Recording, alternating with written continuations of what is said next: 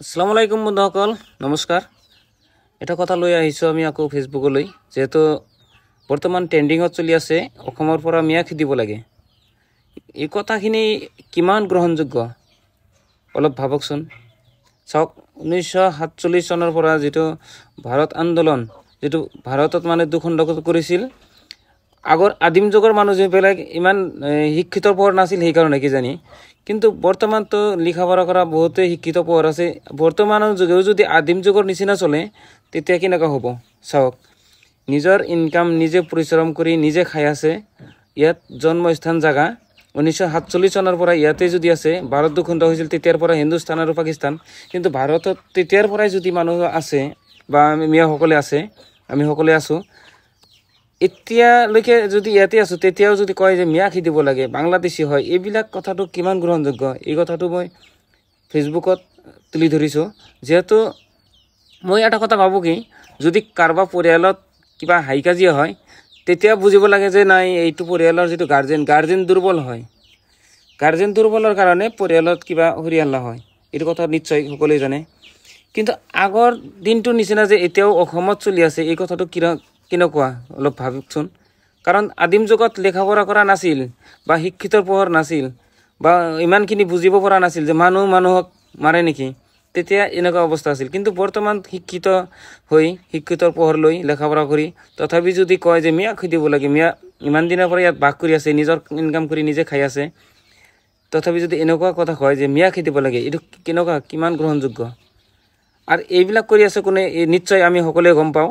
যিহেতু যিবিলাক নিম্ন খাপৰ মানসিকতা নাই, তাৰমানে শিক্ষিতৰ পোহৰ নাই, অভদ্ৰ মানে অশিক্ষিতৰ পৰিয়ালত জন্মগ্ৰহণ কৰিছে, অশিক্ষিতৰ ভিতৰত থাকে, তাৰমানে বাহিৰত নাহে, বাহিৰৰ কোনো একো বুজি নাপায়, সিহঁতে মানে ঘৰত বহি বহি এই কাজিয়াবিলাক বা এই অসমত সংঘৰ্ষ লগাই আছে।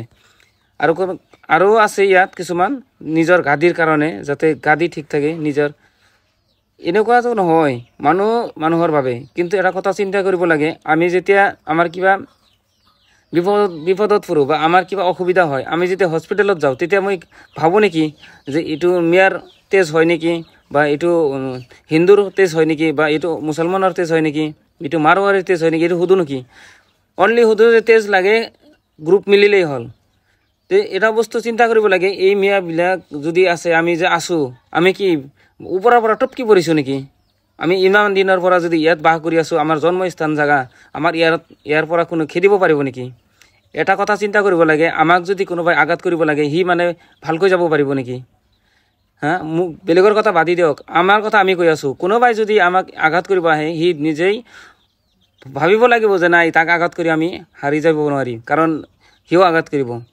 এটা কথা ভাবিব লাগে, কাৰণ নিজৰ শৰীৰ বা নিজৰ প্ৰাণৰ চিন্তা সকলোৰে আছে, পশু পংখী হওক বা মানুহ হওক, যিয়েই নহওক কিয়। কথা হ'ল কি, এনেকুৱা যাতে মন্তব্য নকৰে, যাতে মানুহৰ লগত বা অসমত কিবা সংঘৰ্ষ হয়, এনেকুৱা মন্তব্য কৰিব নালাগে। যিহেতু আমি মানুহ হয়, হিন্দু মুছলমানৰ কথা নহয়, মানুহ বাচি থাকিলে সেই ধৰ্ম লৈ কাজিয়া লগাই যে মানুহৰ ভিতৰত সংঘৰ্ষ লগাই মানুহক মাৰে বা মানুহক ইমান ক্ষতিগ্ৰস্ত কৰে।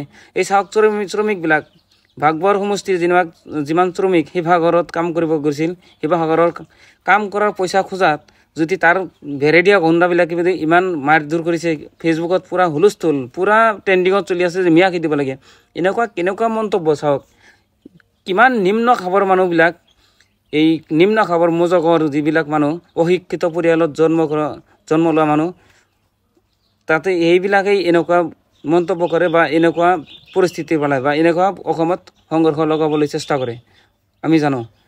কিন্তু এটা কথা চিন্তা কৰিব লাগে, শিক্ষিত হৈ শিক্ষিতৰ পোহৰ যদি ভিতৰত নাথাকে, তেনেকুৱা শিক্ষিতৰ কোনো দাম নাই।